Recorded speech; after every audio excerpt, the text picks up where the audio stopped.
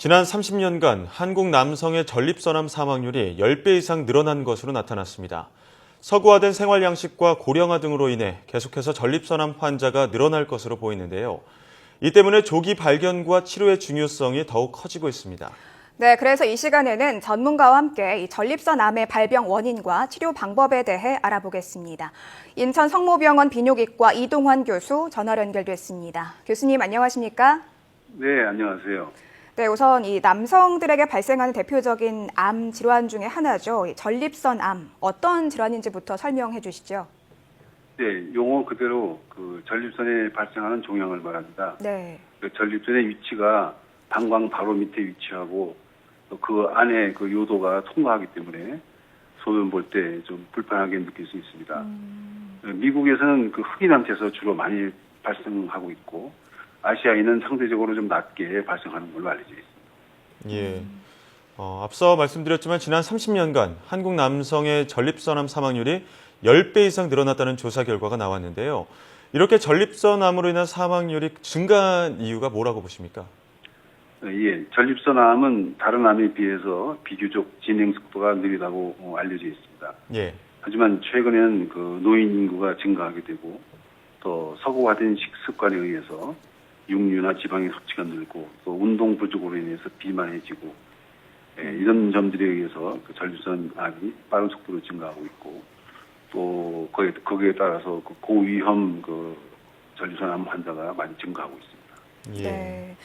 생활 양식이 좀 변하면서 이 전립선암으로 인한 사망률이 증가한 거라고 볼 수 있을 것 같은데요. 그렇다면 좀 자가 진단 방법도 짚어보면 좋을 것 같습니다. 이 전립선암 의심해 볼 수 있는 증상은 어떤 것들이 있을까요? 예, 전립선암을 암시하는 그 특별한 증상은 없습니다. 아, 네. 흔히 나이를 먹으면 이제 전립선 비대증이 생겨서 네. 소변이 좀 약해지고 자주 보게 되고 빨리 안 나오고 이런 증상이 전립선암도 증상이 비슷합니다. 그래서 진단이 늦어지는 경우가 많습니다. 예. 초기에 진단이 어려운 만큼 어쨌든 약간의 증상이 나타났을 때는 바로 치료를 시작하는 게 중요해 보이는데요. 치료 방법에 대해서도 전해주시죠. 네, 전립선 내에 국한되어 있는 경우라면은 수술로서 제거하는 것이 가장 좋은 방법입니다.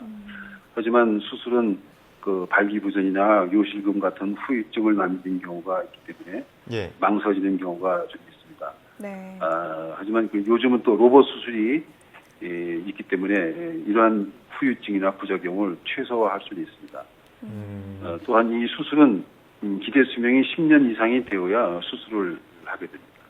네. 그 다른 방법으로는 또 방사선 치료가 있는데 이 방사선 치료는 동반 질환에 의해서 마취나 수술을 하기가 어려운 경우 선택될 수 있는데 뭐 효과도 비교적 좋은 것으로 되어 있습니다. 네. 이제 마지막으로는 이제 약물 치료가 제일 간편하긴 한데 이 약물 치료는 암을 일시적으로 괴멸시킬 수는 있지만 일정 기간이 지나면 다시 이 되살아나는 경우가 있어서 약물 치료는 이미 수술이 늦은 경우 이렇게 투여하게 됩니다. 네.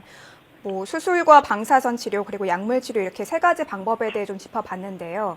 그렇다면 이 전립선암 조금 이 증상을 개선하는 데 도움이 되는 음식이 혹시 따로 있을까요? 뭐 인터넷에 보면 잘 나오겠지만 뭐 알려져 있는 게 도마도, 마늘, 콩 이렇게 기록이 되어 있는데 물론 이런 것들을 먹으면 뭐 건강에는 좋겠지만 특히 이런 음식들이 전립선암을 예방하거나 또는 그 진행을 억제하는데 네. 효과가 있는지는 아직 확실치는 않습니다. 그렇군요. 예. 그래도 어쨌거나 토마토나 마늘, 콩은 뭐 건강에도 좋은 만큼 많이들 섭취하시면 좋을 것 같은데요. 예. 이 밖에 또 남성들이 조심해야 할 전립선 질환은 또 어떤 것들이 있을까요? 이 젊은 남성이나 중년에 자주 발생하는 만성 전립선염도 있고 또 나이 먹으면 뭐 누구나 다 대부분 생기는 전립선 비대증과 등 질병도 있기 때문에 네. 조기에 진단하고 치료하는 것이 좋을 것 같습니다. 네. 그러면 지금 말씀해주신 이 전립선 비대증, 이 전립선이 커지는 질환이죠. 이 전립선 비대증이 혹시 전립선암 발생에도 영향을 줄 수 있을까요? 꼭 그렇지는 않습니다.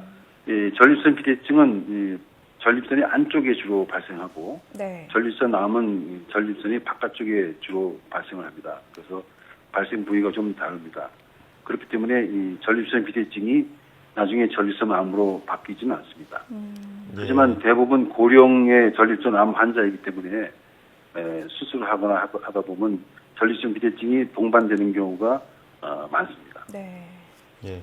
어찌됐든 고령이신 분들은 전립선 관련해서 질환을 의심해 볼 필요도 있고 또 예방을 위해서 병원 진료도 받아봐야 될 것 같은데요. 그렇다면 끝으로 전립선 암이나 전립선 질환을 효과적으로 예방하는 방법도 전해주시죠.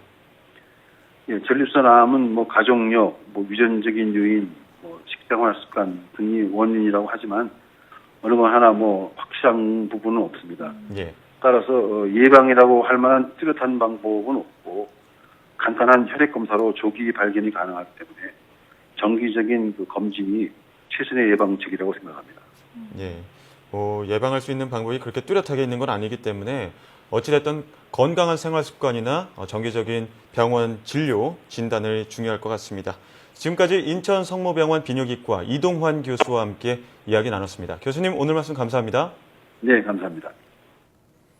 네, 서구화된 식습관이나 운동 부족이 전립선암의 주된 발병 요인이라고 하니까요. 생활 습관을 바꾸는 게 현명한 예방법일 것 같습니다. 네, 이 전립선암은 뭐 소리 없는 암 이렇게 불리기도 예. 하더라고요. 초기 진단이 어려운 만큼 정기적인 검진을 받는 것 무엇보다 중요할 것 같습니다.